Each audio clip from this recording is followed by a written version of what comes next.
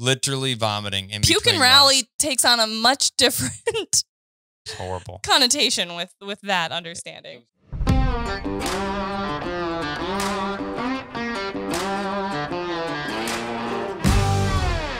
Hey, everybody. Welcome back to the Standing Stone podcast. If you've been following along with the last few episodes, you will have heard that I have done a few interviews with Jessica, Kayleen, and Bob, kind of showing the progression of you want to be a dog trainer, you want to own your own business, and then you want to own a dog kennel. So Ethan and I thought we'd take it to a new level tonight and kind of talk about a combination of those things, as well as if you work with your spouse, what you can expect or things that you might have to overcome. And he is already pouring himself a drink, so if that gives you guys any indication about how this episode might go, but he is not alone. I'm also going to be cracking a beer tonight. Haha, I'm here. And what are you drinking tonight, babe? It's Willet Rye. A thank you gift from Robert, who came out and trained here just this last week, and it's totally unnecessary, but not turned down. And I thought none other, if we're going to have a conversation about working with your spouse, I assumed that drinking had to be involved with this specific conversation because... Nah. But if it is your guys' first time tuning into our podcast, please check it out. We do have it on our YouTube channel, as well as we have it on all of the pod catchers that you can listen to it. We also have our Instagram channel, Facebook channel, pages. I guess those are pages, aren't they? All these social media things just get me all We're on confused. The social medias. We're on those social medias, as well as we have an online dog training community on Patreon. So if you need help training your dog, check us out there. We can answer your questions, guide you through training, review videos of your training sessions, and even customize a training program plan for you with weekly check-ins to make sure that you're on the right track. Exactly. Just updated all of this so that it is better for you all. We have lots of people ask, like, hey, we appreciate all you do. How do we say thank you, or what is the best thing that we can do with that? And there are a couple different small things. That StandingStoneSupply.com is our online dog training supply company, and you can purchase through there, which is a huge support of us as a whole, as well as everything that we want. It also doubles as a benefit for you. You need the gear, but then you're supporting us, and we appreciate it. The other side of it is we do have a essentially tip jar via Patreon, which is just $5 a month. So thanks for creating the content. Yeah, if it's something, and you can even do an annual subscription that then saves you a percentage off of that. I think it ends up being like $54 for a year worth of support.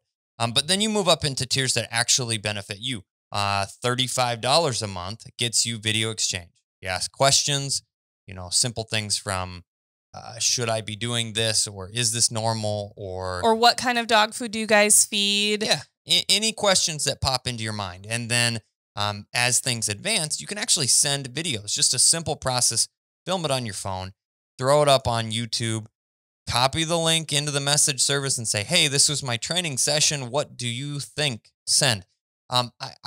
We go through those every single day. Typically it's me, but every once in a while you get lucky and Kat will answer, and then you get real answers without typos. So there are advantages. And then the next tier up, Kat mentioned briefly, and I want to say this is really, really cool. It's something that we've switched up for folks.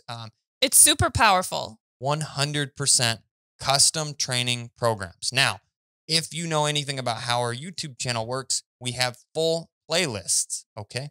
Complete, entire, full playlists that show you from 8 weeks to 12 months on how to do everything. But there are some gaps, and there are going to be some places where your dog doesn't necessarily 100% follow what is happening, right? Or you may just not know if you're ready to move on to the next step.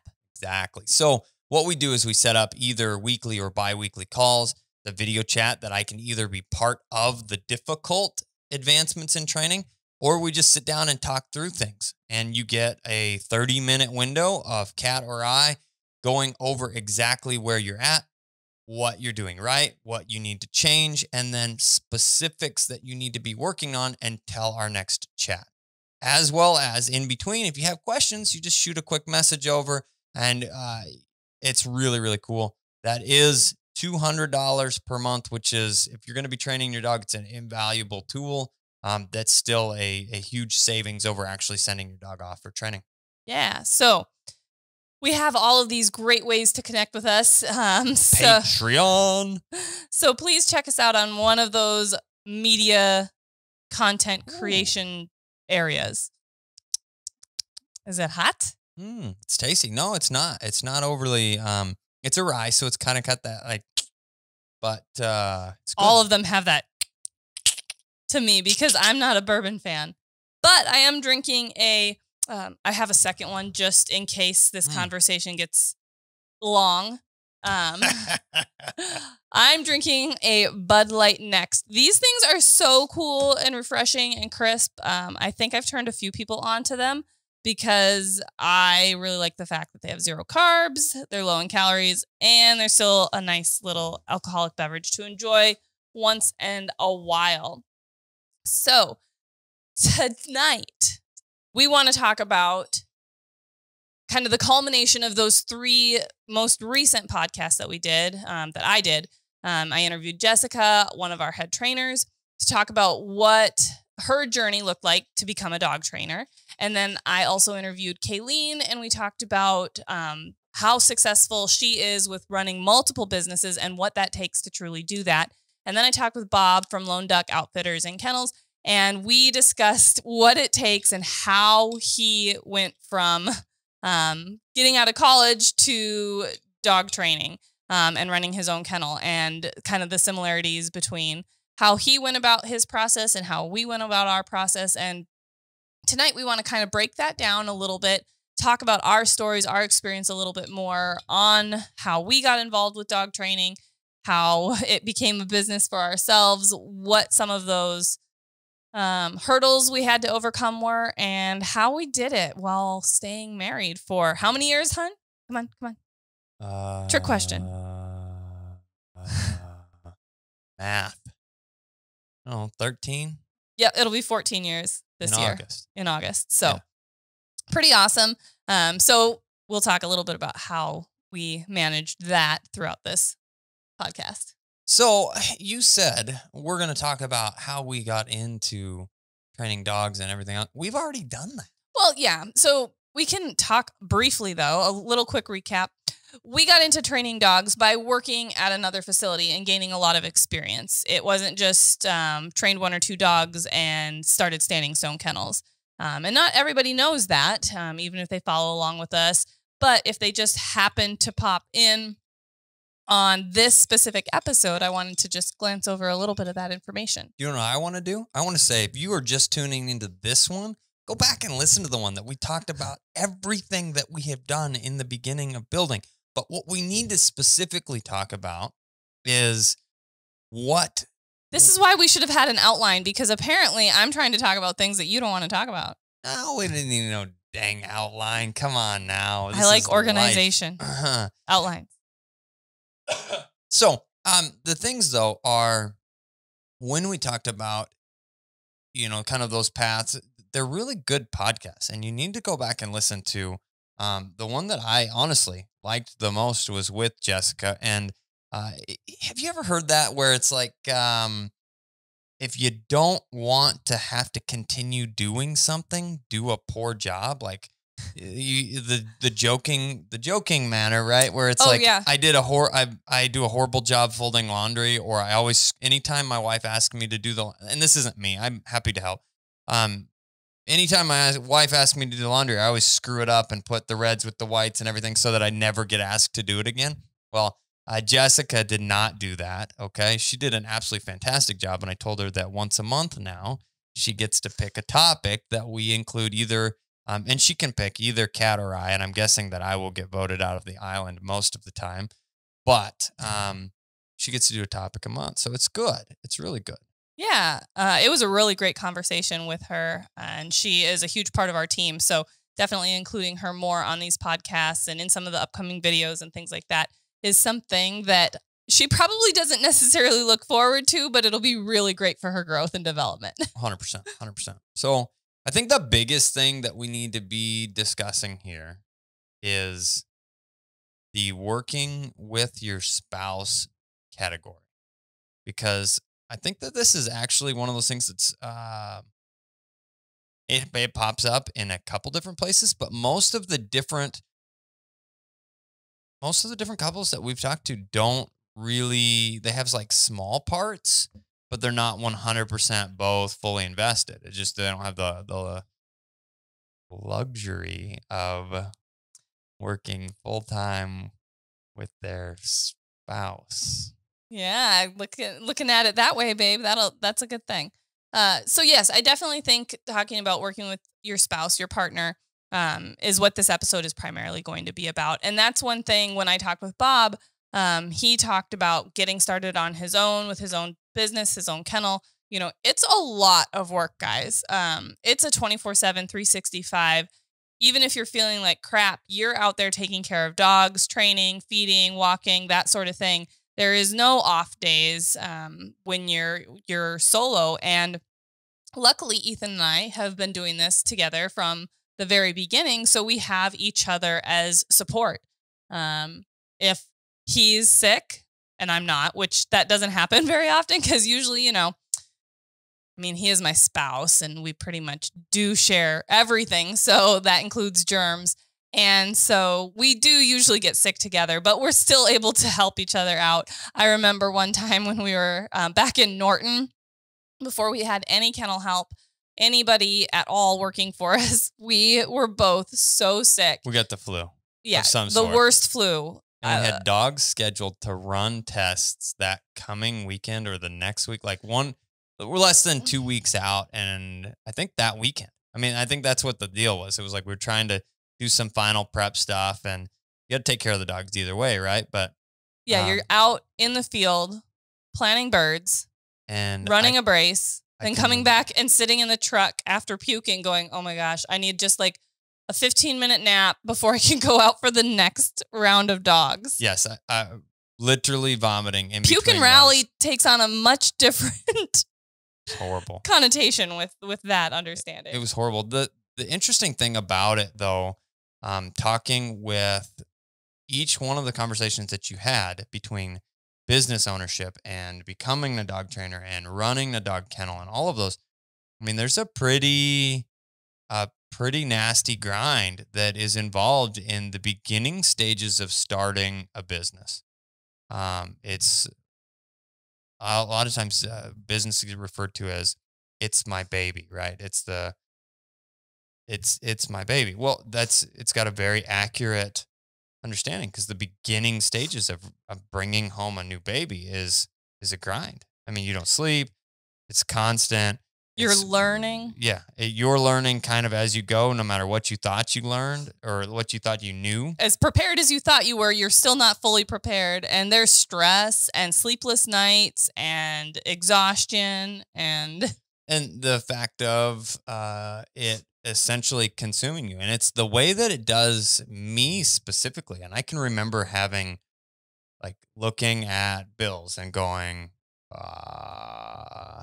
what can I sell? Like maybe I can trade my truck out and get a cheaper truck, or, you know, I don't know. At that point it was like, and it's not like I had a fancy schmancy new pickup truck, but it was like, maybe I can dumb this down a little bit and see where can we cut corners? Where can we, or shave, trim the fat, whatever, to be able to make it through this time period. And oh yeah, so there were times that we'd have to buy birds for training and we're looking at this bird bill going, oh my gosh, well, groceries are going to get pretty skimmed down to the non-essentials to be able to pay for birds or to be able to, you know, buy the propane to heat the kennel. I mean, it was a month-to-month type of living experience 100%, for a while there. 100%. And the Because we put everything that we had into the kennel, like all of our savings, all of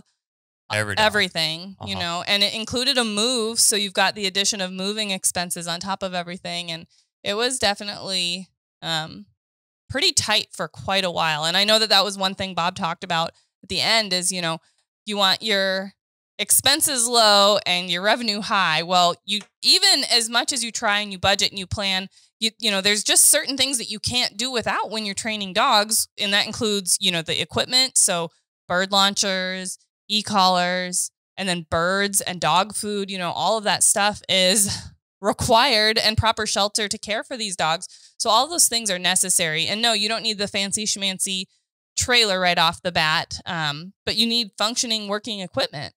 Yeah. And I mean, we had a few good things starting off, and we had a good relationship with DT Systems, and they started off as pro staffers, and we got I think at the time it was a $3,000 product credit, which allowed us to get those e-collars. Yeah, and it was allowed us to get some bumpers and bird launchers. Mm-hmm. And that was very beneficial.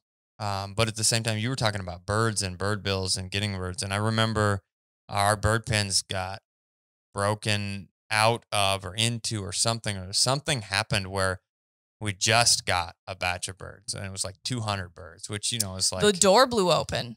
But why did it? It just didn't get latched. It didn't get latched, or the latch broke and it blew open, and we came back to the house in the kennel. Oh, there's a bird in the yard. Oh, there's another bird. There's another. Oh my gosh. It was like all of the birds were out of the bird pen, and we had just bought, you know, like $1,500 worth of birds. Yeah, 200 probably. So we used to buy like 200 chucker at a time, and it was, I mean, they were roughly $10. So almost close. Yeah. And we were running around trying to catch these birds with nets, and we ended up building a catch pen that night.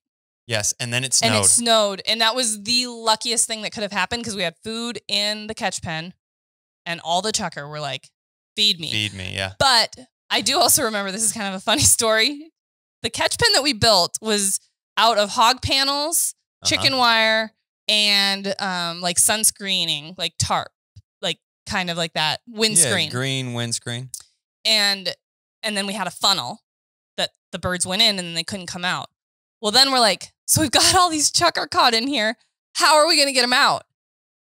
So we lifted up the edge, and Kat scurried underneath the edge and just started bagged up as bagging, many as she could, and then snuck the bag out the edge, and then rinse and repeat. Yeah, we had some crazy initial experiences for sure. And all of them involved us, though. I mean, it was 100% you and me for a very long time, years. And even when we did get a little bit of help here and there, which was great, it allowed us to have a little bit of time off.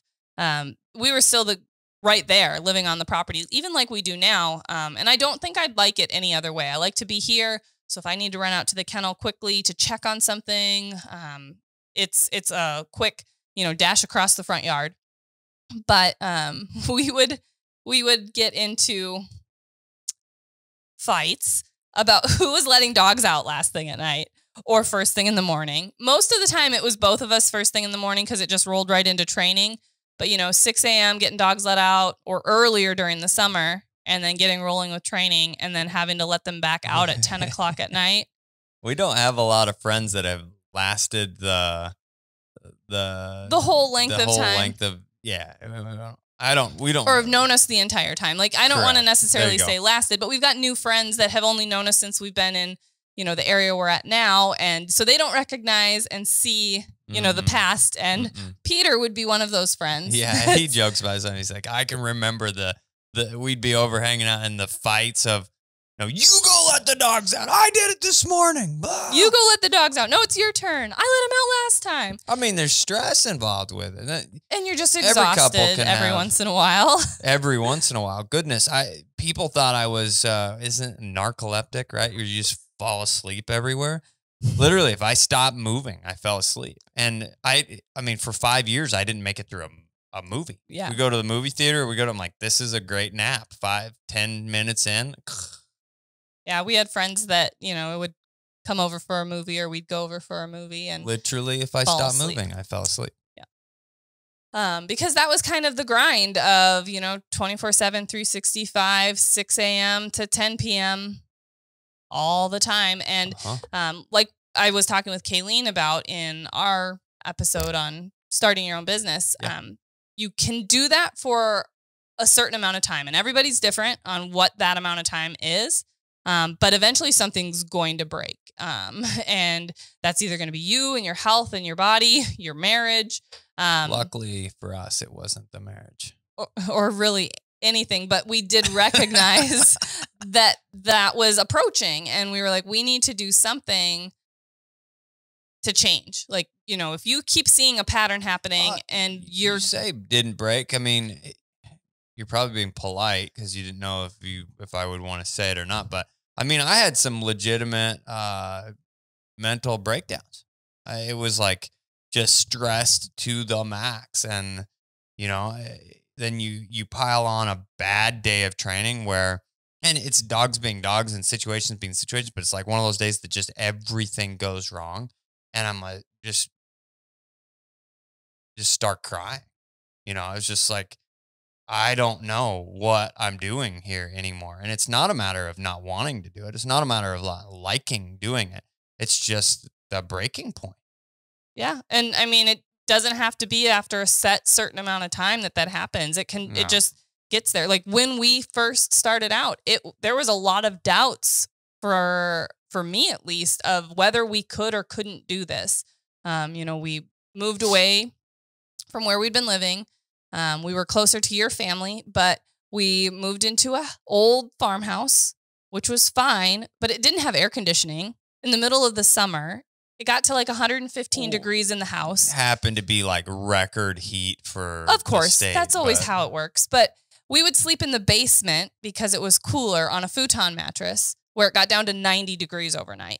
Yeah, I mean, we got really lucky, though, in the sense of having the house, the property, the opportunity. It was something that, we're fortunate enough. My uncle was able to purchase the property, and he fixed up the farmhouse, and we rented from him. I mean, without that, we wouldn't have been able to make the move. We wouldn't have been able to do it, and it was awesome, but it still wasn't ideal. I mean. Yeah, and then the well went out. Yeah. Right after we moved. So it sucked up a whole bunch of sand into all of our appliances. So we didn't have running water for a little bit.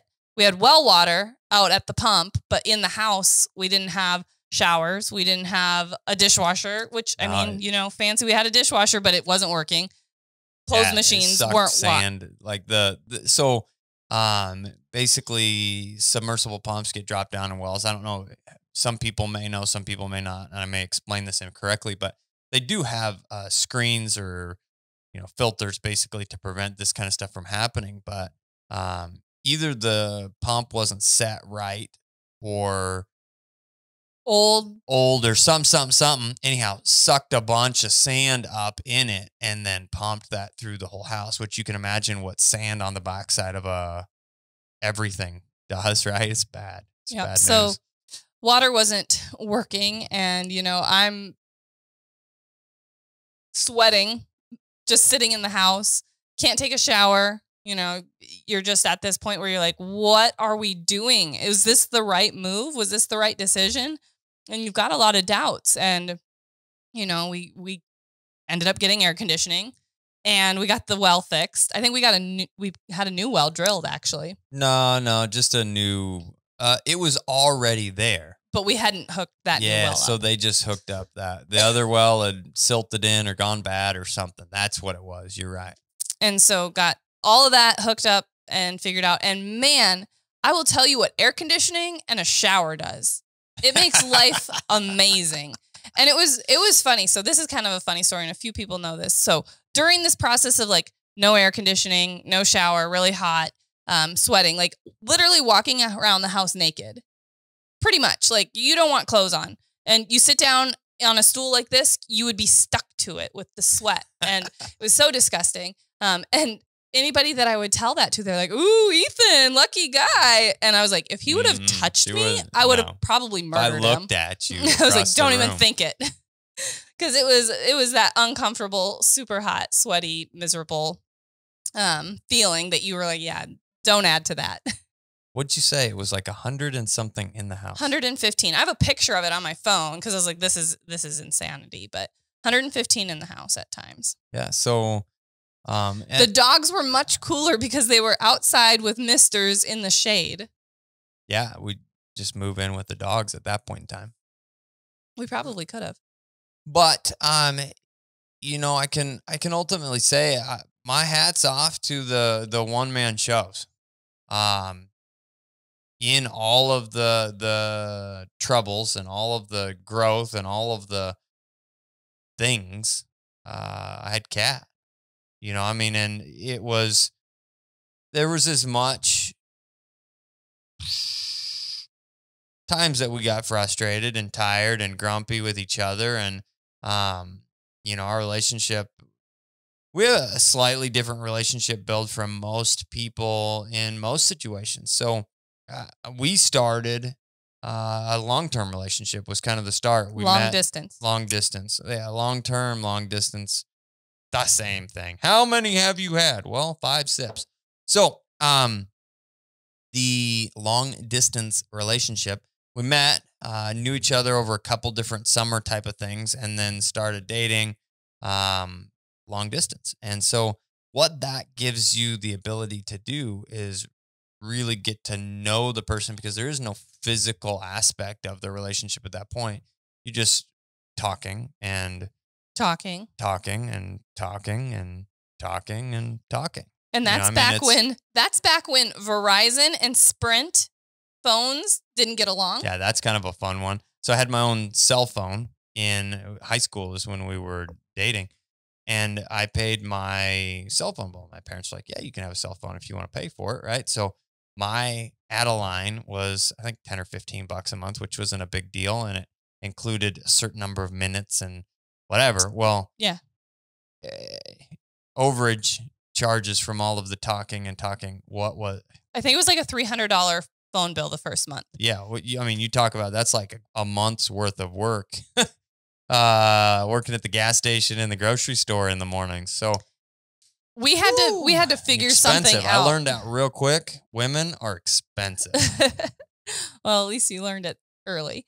But so we had to figure something else out because there was no way that we could afford that type of cell phone bill every month. And it wasn't like we could limit our conversations to nights and weekends or whatever, because we both worked. And when we worked was usually in the evenings and at night. And by the time that was over, it was like, okay, time for bed and then school and stuff. So MSN Messenger. Baby. Yeah, I was like, I'm going to bring this up. And his mom is probably going to think that, because I'm a little bit older than him. Chat rooms. Yeah, she's probably going to think that I'm some, like dirty college student trying to take advantage of this young, impressionable. With video. That's right. Yeah, it was video chat. I had a webcam. Senior in high school. And yeah, so I was like, we could get webcams to talk to each other. If you're okay with that, like testing the waters. I mean, this is only 2 months into dating, right? Basically, because our first month was an excruciatingly painful cell phone bill. And then I was like, this is going to come off really forward, but we should get webcams. And then we did. And we ended up talking a ton, chatting a ton. I learned how to play Sudoku because Sudoku master. That was like one of the things that you could do on MSN Messenger at the time is you could play like Sudoku games and other games together.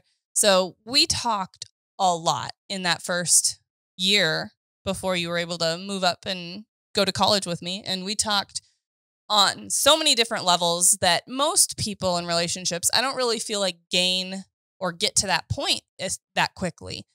Because that's all we had to really do. A few, visits here and there throughout that year, but mostly it was conversation. Yeah. And that, laid the foundation for a drastically stronger relationship than may have existed without. And because it built on communication. And I feel like communication is the number one thing that you have to have in a relationship, whether that's a business relationship, a marriage, a friendship, all of that is open, honest communication because sometimes the truth hurts. Sometimes the truth hurts. But keeping things bottled up inside or not expressing yourself or thinking the other person can just magically read your mind, those things don't work. And that's when the biggest problems happen, is when you assume somebody understands you without speaking your mind. Did I ever tell you about the time that I met the clairvoyant in a bar? No. It's a dirty joke. I'll tell it later sometime. Okay. I'll write that one down and remind myself to ask you about that one. You don't want to hear it. So, but anyhow, so we have a strong relationship which withstood the tests of trying to run a business together. And still this day, people are like, I don't know how y'all do it. And, honestly, we don't have a very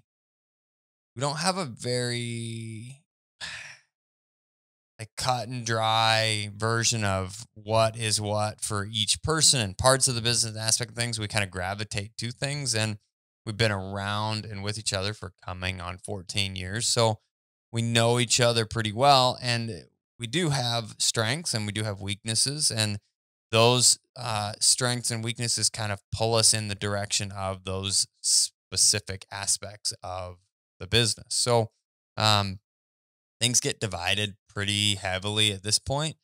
It's totally different than in the beginning because we do have help now. We have really good help. And without the really good help, we wouldn't be able to do any of the things that we're doing outside of running the kennel itself. Yeah, the content creation really just wouldn't be there. I mean, we Attending tried events. We tried to do some of that content creation right in the beginning. Yeah, we technically started a YouTube channel 11 years ago. I think 11 or 12 years ago. Well, we've only been in business for 10 years in June, so 10 years ago probably, honey. Yeah. Okay, 10 years ago. Yeah, and sure. Well, because that's how old Nix is, right? Okay. Anyway, not arguing. Strengths. I'm right in this situation. Sure. Anyway, we digress about keeping track of who's right and who's wrong. But we did start a little bit of content creation with the original Trained Retrieve series. And it's funny. You go back and watch some of those. It's one of those like cringy reaction videos. The content is good. Don't get me wrong. But the sideburns are terrible. And you were so nervous in some of those videos. It's yeah. So, I mean, nervous about the content. The internet. Yeah. Because it's semi-controversial, right? We show you the use of pressure in training. And we even had like a disclaimer at the beginning, like this video may use negative reinforcement training to teach dogs. If you don't want to watch If you're uncomfortable, please don't watch. Don't put negative comments on my video. Yep. And so that was some of the first content we put out. Super unnatural. Like if you listen to me now, I haven't changed personally in the way that I communicate and that aspect of things in real life. But you put a camera in front of us back in the day. Yeah, this is a drastically more real version. So if you were to come have a conversation with me, it's going to look very similar to this. You know, I'm going to talk to you about this and we're going to be doing this. And I talk with my hands and then sometimes my hands attack each other. No, but they, and I can still make her laugh. Boom. But in those beginning stages, like, so in this part of the session, we're going to be introducing the bumper. It's so bad. But the content and the information is still good. But we did start a little bit of content creation, which I was editing those videos on iMovie on the computer. And we did have some videos up, but pretty much that and then nothing else after that because we couldn't keep up with it. I mean, it's just, you can't wear that many hats and get it all done. And so it kind of fell by the wayside. I wish we could have kept creating content back 10 years ago and look where our YouTube channel could be then. But we just couldn't. I mean, you have to prioritize. You have to pick and choose what you put the time, effort, and energy into because 100%. You can only spread yourself so thin. Otherwise, something else starts falling off the back burner and doesn't get the attention that it needs and deserves. So we do have natural, tendencies to go towards one thing or the other. I'm super organized. So I keep track of all of the really important organizational things like the calendar so that appointments and stuff don't get missed. I'm like, Ethan, 100%. Is that on the calendar? He's like, type. Yes, it is now, So it's, I'm really good at keeping things organized, like our puppy deposit list, our training list of, who's got deposits down, when their dogs are coming in, coordinating drop-off dates, send home dates so that we are maintaining the number of dogs that we need in the kennel, but not being overly full or short on dogs. And when we started specifically, I trained most of the dogs. You helped with stuff. There wasn't very many dogs that you took on 100%. That had slightly more experience and whatever else in that at that point in time. And I would do more of like an assisting role, like resetting launchers and making sure like blank pistols were loaded and ready for the next round, getting collars on dogs, and then doing some of the obedient stuff, like helping with collar conditioning for recall and some of that. But it kept everything in my head. Everything. And the number one thing that I recommend to people, and most people recommend that are animal trainers in general, is to journal and to keep track of that stuff. And I have a decent memory when I'm working through something like that, like the ability to keep those kind of things straight. But what I don't have is the recall aspect of it to go back to. So now we utilize a new note-taking system, especially for our employees. And I utilize it now too, just to continue moving forward with that. But it's, we archive all of the dogs and they can go back and look like, okay, well, you did this and this and this and this and this last time. So we should be able to have some reasonable expectation if you come back in for training that with a little bit of, hey, remember, you know how to do this, that we can move forward. And it is a really valuable software tool to be able to keep track of training goals for all the dogs. We keep track of, heat cycles, weight, gain or loss. We keep track of monthly medications, things like that. If a dog had to go to the vet, all of that information is recorded. And yes, then after the dog leaves training, we archive it, but that's always accessible to unarchive it, look back. So if a client has a question about, well, when did my dog come into heat while they were there? Well, I don't have that locked in to my brain. I'm pretty organized, but not that organized. So I can look that back up for them and say, oh, it was this date. Or we have clients that say, I want to send my dog back, in the spring after hunting season is over to tune up anything that they were a little sloppy on. Or say, hey, we completed training, we went and hunted and it was awesome, but I'm going to want a fall tune-up, so can I send them back in for 60 days of fall tune-up training? And for clients that have already sent their dogs to us, absolutely. We'd be happy to work with them, tune them up, get them on birds, make sure that they're going to listen and handle like they should. And that's a great way to revisit what their previous training goals were when they were here before. So that has been a huge organization tool for us. It's monday.com if you guys are interested. The great thing about it is you can add extra team members. I can access it anywhere that I've got the app or a computer. So if I need to look something up while I'm on the road or not out in the kennel, I can. And then the girls can update the notes in the field, even if they are updating notes, or in the let out pen if they need to update a note about a dog. So that's really valuable organizational software that we've been using for the last few years now. And it's made things pretty smooth.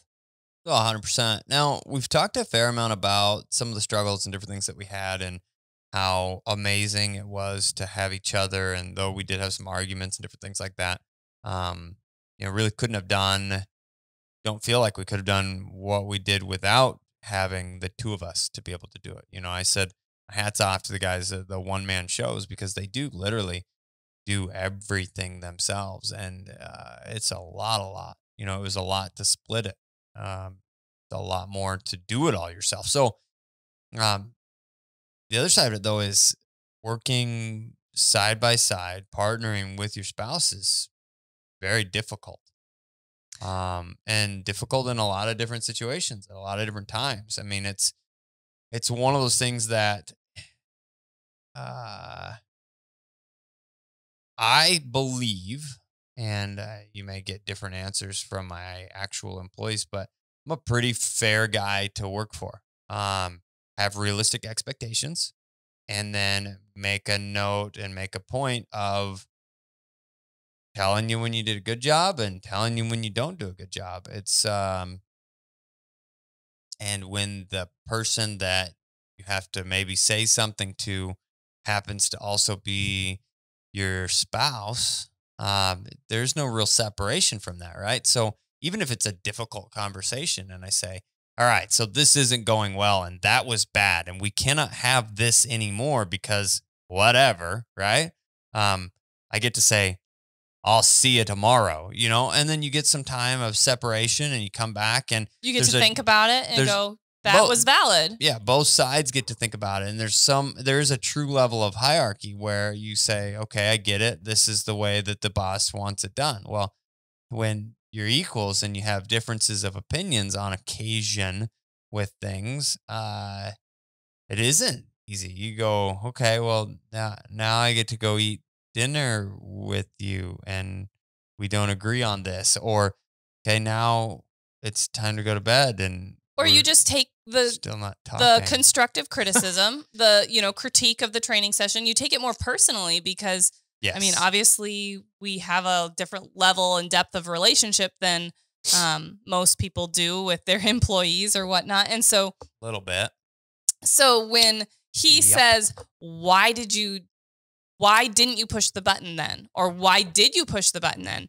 I take it as immediate critique and an immediate questioning why I did that. And I'm like, well, I did it because of this. He goes, well, I was just wondering if you had a reason for why you did it. Ethan is go ahead. Yeah. Ethan is really good at that. It's part of teaching. He makes you train with intent. He asks you questions about why you did what you did or what you're moving towards and why you're moving towards that goal so that you're actually critically thinking about it, problem solving the entire time so that you're not just following, step by step. Well, we did this yesterday, so we're doing this tomorrow and all the dogs are out doing bird launcher courses. So we're all doing bird launcher courses, even if that's not what the dog needs. So it allows you to think about it critically. And sometimes that can come off as critical. Criticism. Yeah. Criticism or being critical of what, in fact, you are doing. And Jess actually mentioned that in the podcast, and she thought that was a really good thing is that you make her think, and why am I doing what I'm doing, which has made her a better dog trainer. So it's the way that I do feel like I'm a pretty straightforward person on a regular basis. I mean, it's, I say what I mean most of the time. There's very little hidden, but it does come out as straightforward, right? I mean, that's me. And, but I do believe from a teaching standpoint, I mean, I didn't go to school to do it or anything else. And I think it's more just the way that my brain works and the way that I learn maybe. So that's the way I kind of force on other people to attempt to learn. And I don't want you to blindly be just going through the motions. I want you to do things with true purpose. It just sometimes feels like it's a trick question or he's trying to trick you. Yeah. And it's not. What's the question? What's the answer he's looking for? What should I say? Exactly. And the fact that you have to go, what's the answer he's looking for, means you don't have enough true confidence. And I cast a shadow. Okay. I know this and I don't do it intentionally, but. Oh yeah. I know when I was doing some of the more advanced training sessions and I'd be out there without you, I'm pushing the button. My timing's great. All the things are going well. Ethan comes out. I fat finger the buttons. I don't push the button. I stand there and freeze. And he looks at me. He's like, or I look at him and I'm like, he's like, what were you supposed to be doing? And I'm like, pushing the button. I'm sorry.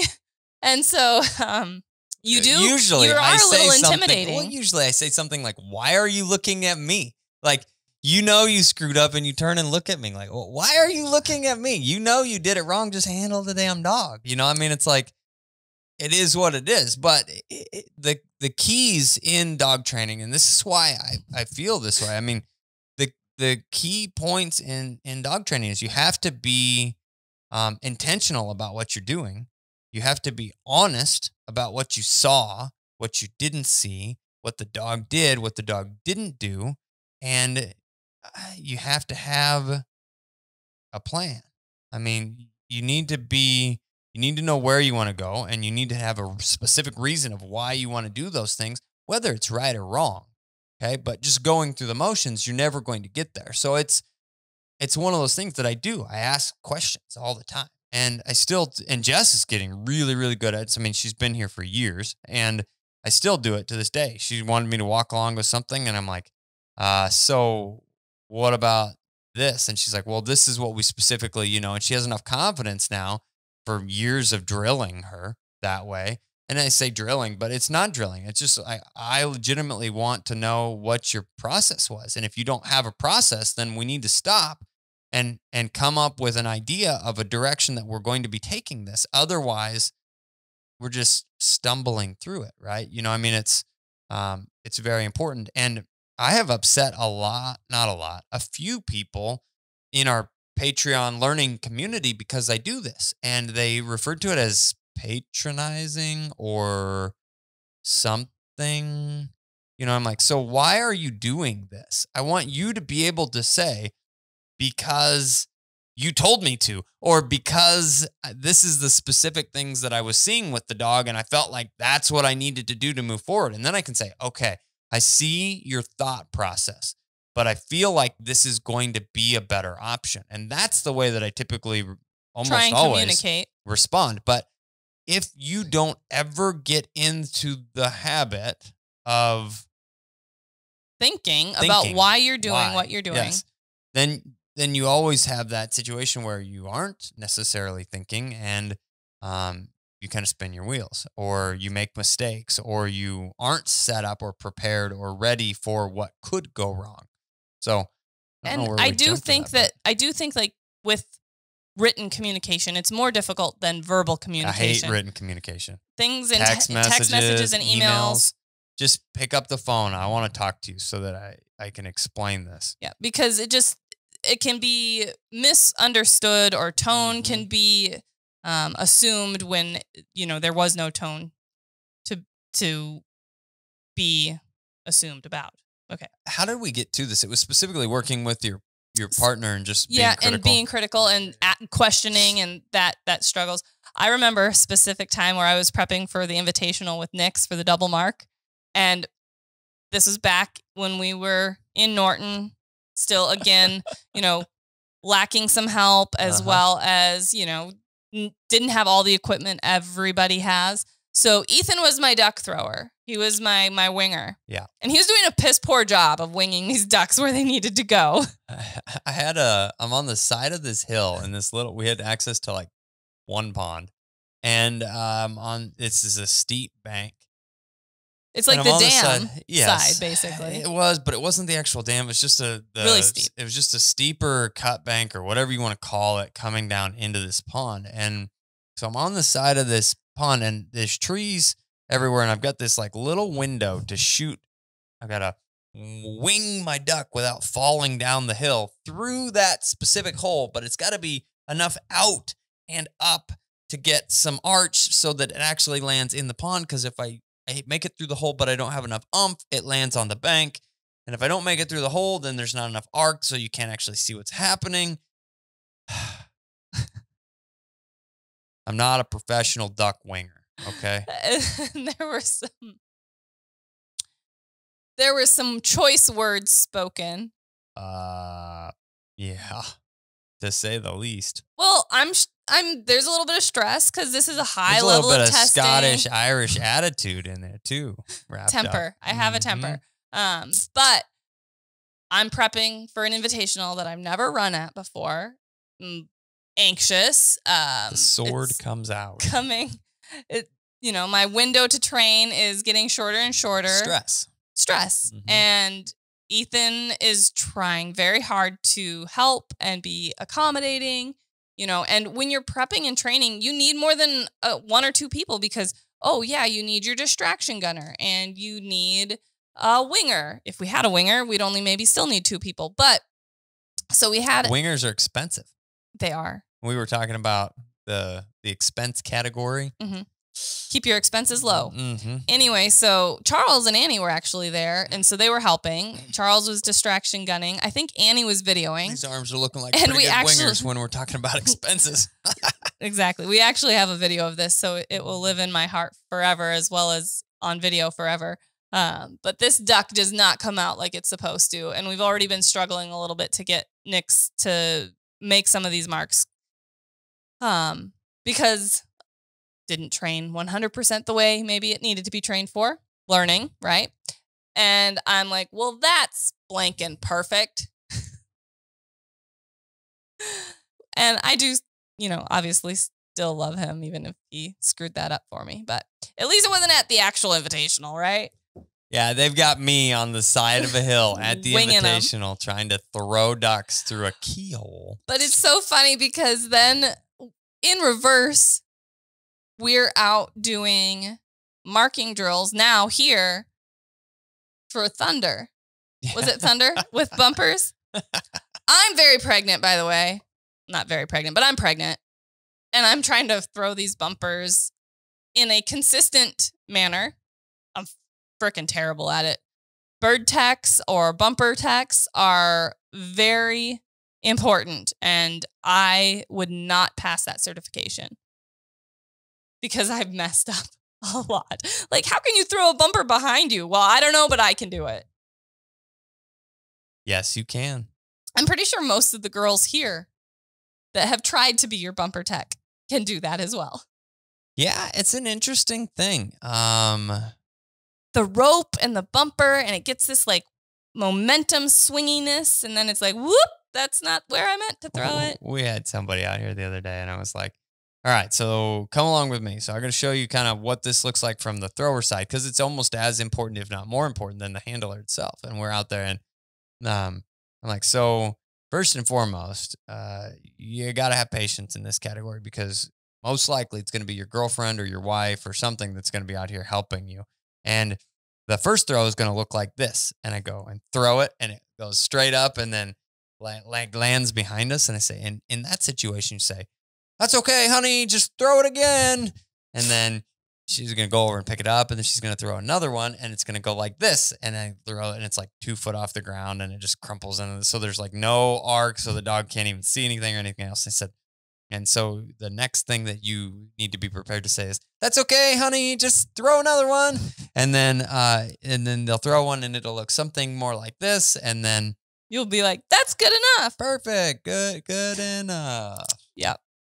So there are some, definite trials and tribulations working with your spouse.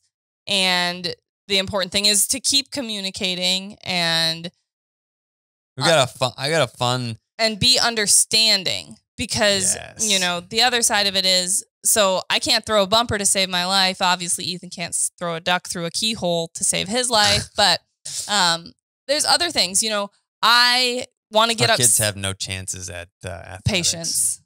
Oh.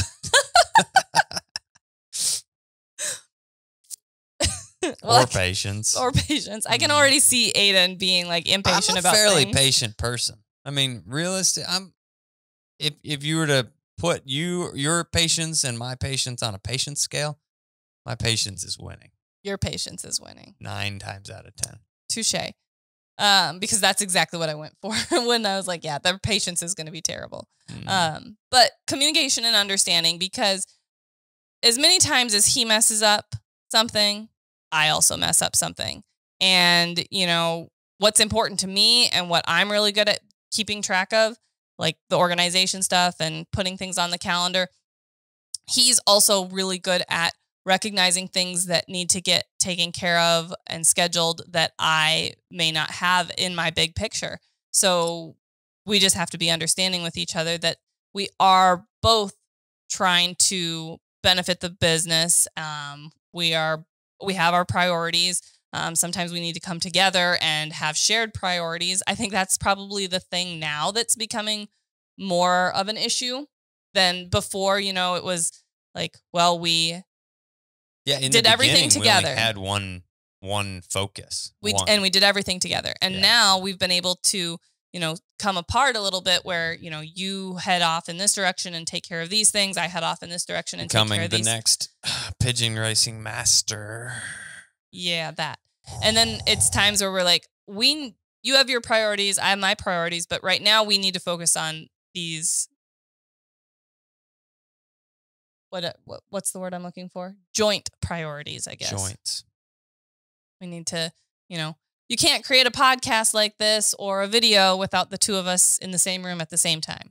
100%. Here's a fun cat story. So this is in the beginning of. We're telling stories on me now. Just one more, maybe. Okay.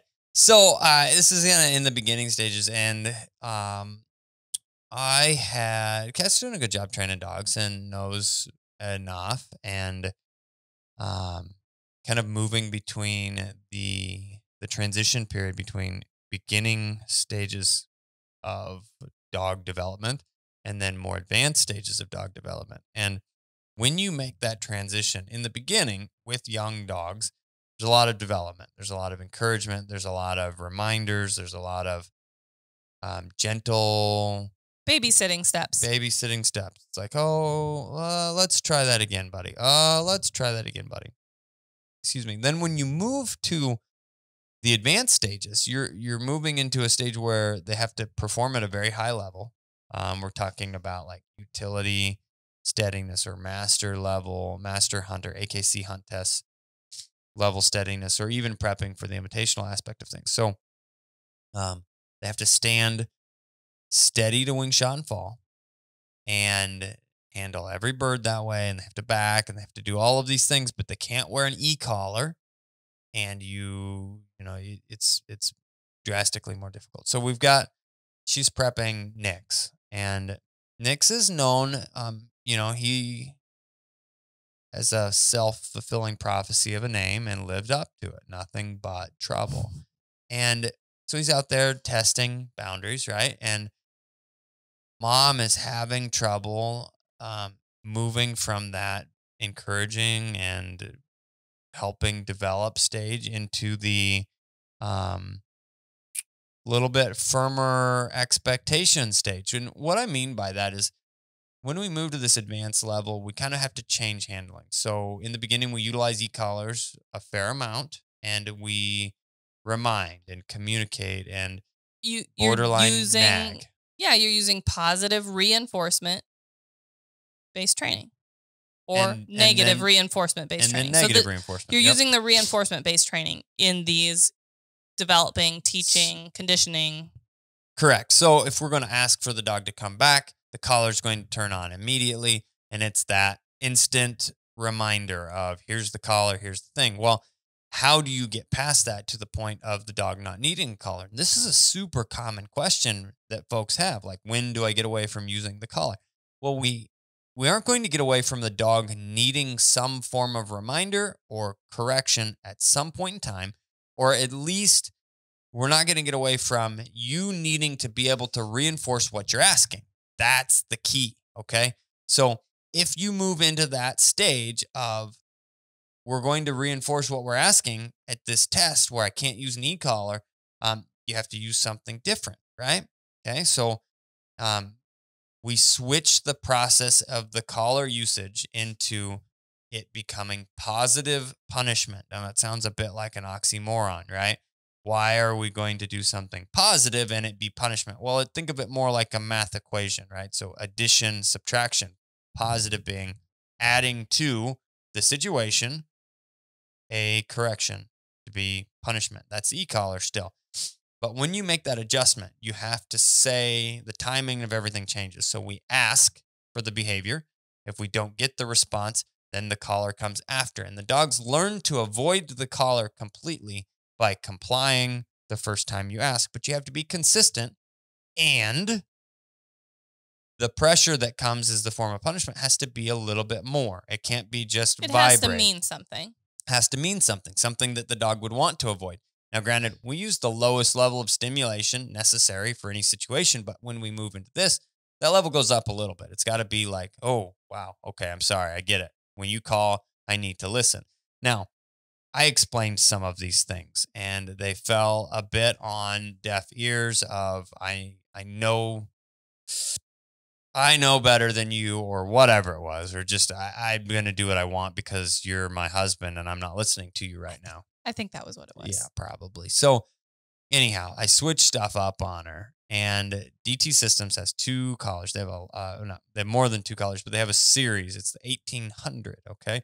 So the 1820 transmitter and the 1850 transmitter look exactly the same.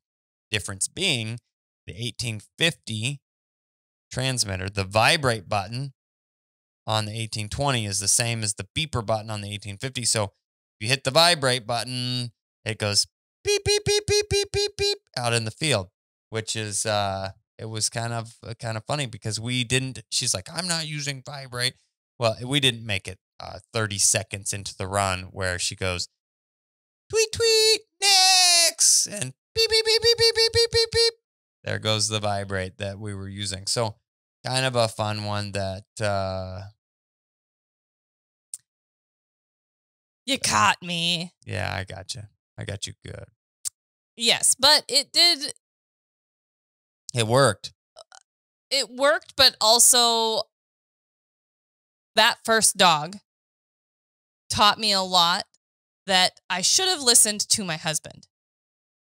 Interesting. He had some really important things to say that I tuned out, or in one ear out the other, or I know better, or, oh, that's only for this other dog. It doesn't work for this dog. Yeah. And, oh, okay, right. Yeah. And then I get to running him myself and go, I should have listened to Ethan, because that's why he was telling me that. He said that. Right.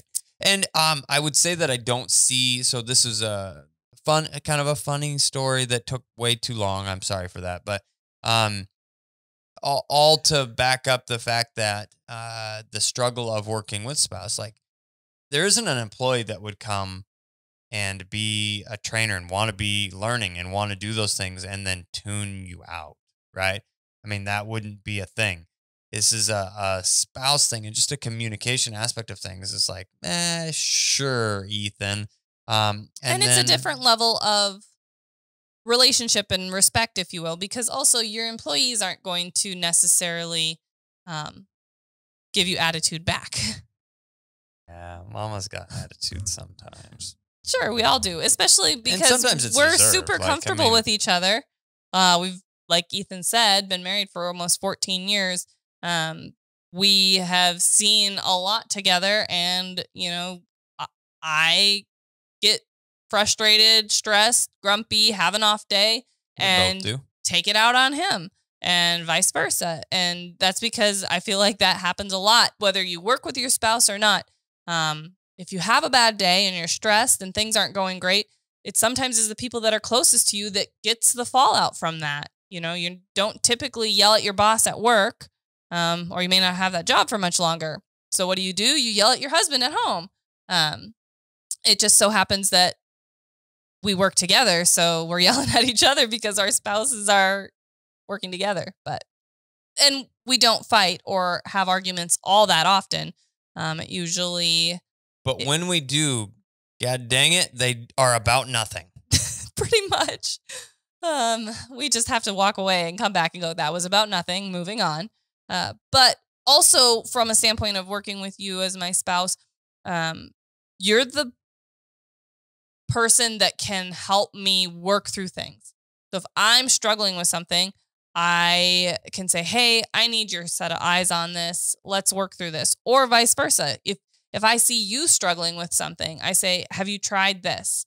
And it's not that we don't both have the same bag of tricks, but sometimes you get so wrapped up in the moment, or you think you've tried something, or you think you know that this dog won't do it another way. And it just takes a second set of eyes to say, what about this?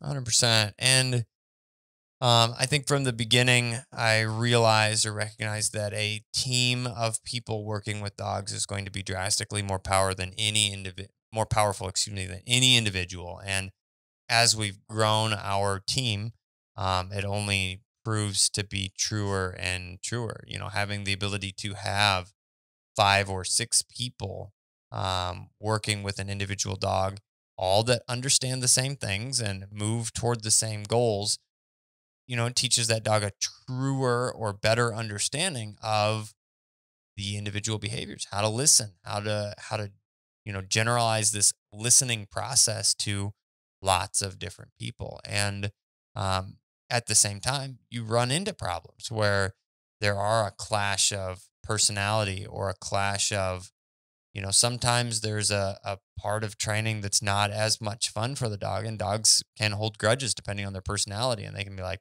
well, that's the guy that's not any fun.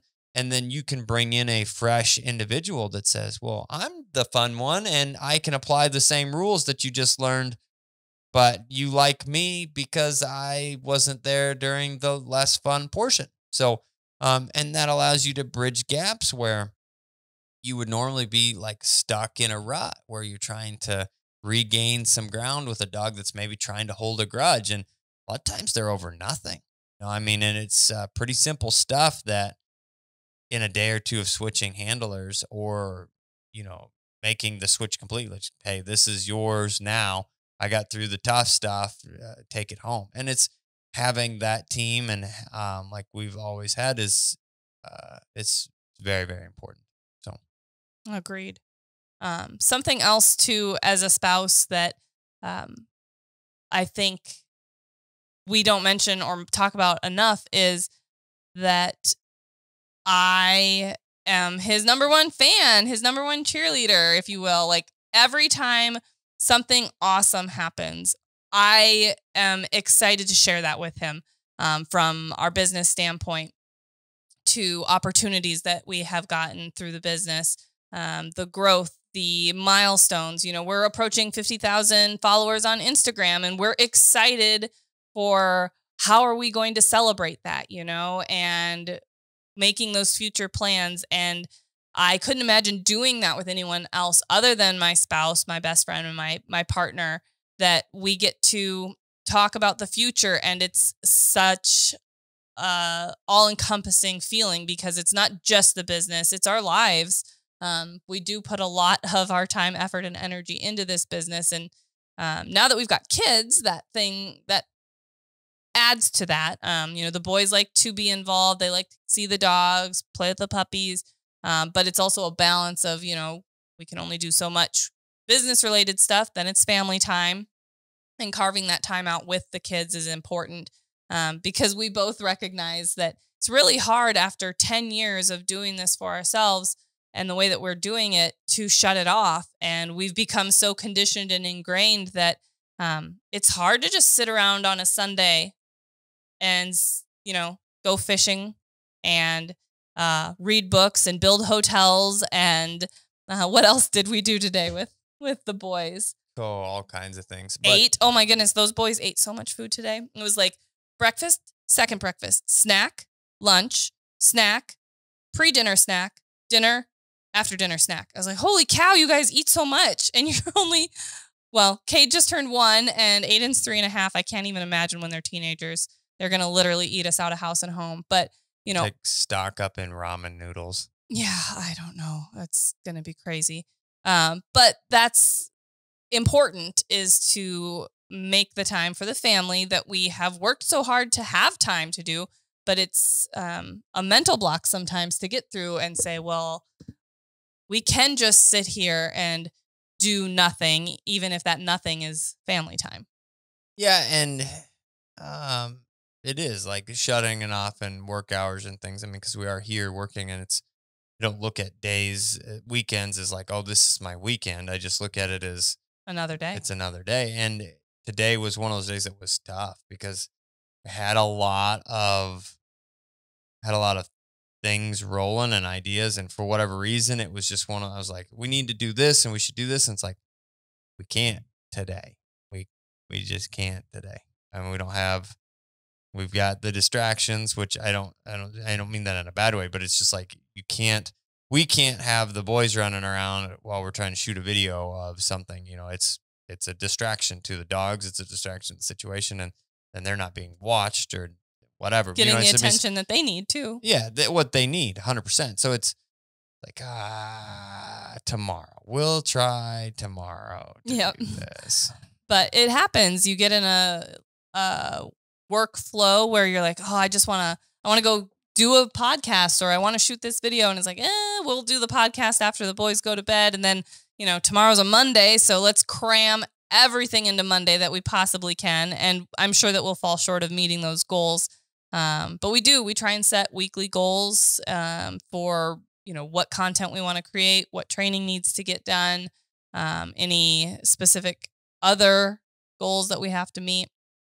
And a majority of these new things that we're trying to do require a creative portion of the brain. And I would say that I'm not an overly creative person. So it requires me to be in the right mindset to do it. And I don't know that that's abnormal for creatives. Like the more that I'm in and trying to learn about this aspect of things, you see like how to get past writer's block, and that aspect of things exist for everyone. And when you get in those essentially flow states, you want to take advantage of that, and you can't always. So right. And anytime that you've got a distraction or, an interruption to that workflow or that content creation flow, it's hard to regenerate it and get it up and running again. So yeah, it's very tempting to try and find a way to take care of it or take advantage of it anytime that it happens. But it is a part of that work-life balance and managing not only a business, but a family, and making sure that neither of those things are getting neglected. And after 10 years of being in business together, maybe in the next 10 years, we'll figure out what that perfect work-life balance is, because we're working on it. But it's hard to take 10 years of conditioning that every time your phone rings or a notification pops up, that you have to get back to it immediately. And then what also happens is I get a notification. I'm like, I need to get back to that. And then it's a Sunday, and then Monday starts, and it's a crazy day. And I'm like, oh my gosh, I didn't get back to that. And it's now, Tuesday morning. And so I know that myself feel guilty about not getting back to somebody, within 24 hours of when they've reached out to us. So sometimes a couple of those things slip through the cracks, and I always try and apologize and get back to people as quickly as possible. 100%. But anything else that you want to mention about working with your spouse? I absolutely love it. People can't see you making weird faces on the podcast. Only if they're watching. If you didn't know, you can also find these on Standing Stone Podcasts, the YouTube channel. Yeah. So I'm excited for this new Standing Stone podcast, what it's going to be about, with you having your own people to interview, me having people to interview, us talking and having these conversations with each other some more.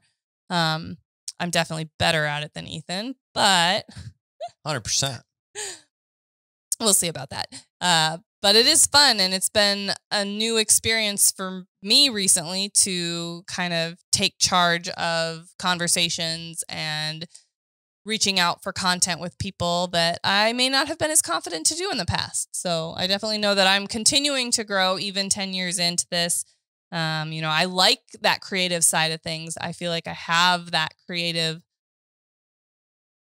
part of my brain where I like to write articles. I like to share knowledge, that teaching side of things that I really enjoy. So it's nice to be able to get some time carved out and divide and conquer some of those tasks that are on our list a little bit more, for me to move in that direction and you to move in a different one. So, and in a true Midwestern fashion, well, thanks, Joe. Thanks, folks, for joining us. I think this is all we've got time for today. I'm the guy with the pink gun. I'm Kat, the dog trainer. We will see you, or allow you to listen to us, in the next piece of stuff that comes out from us. That was a terrible outro, but good job.